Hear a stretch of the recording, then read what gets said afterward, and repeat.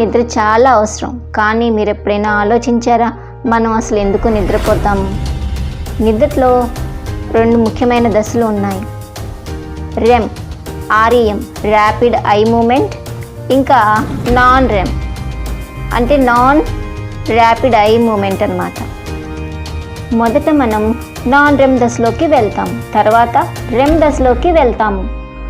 ఈ నాన్ రెమ్లో 3 దశలు ఉంటాయి. మొదటిది లైట్ స్లీప్, మనం సులభంగా మేల్కొంటాం.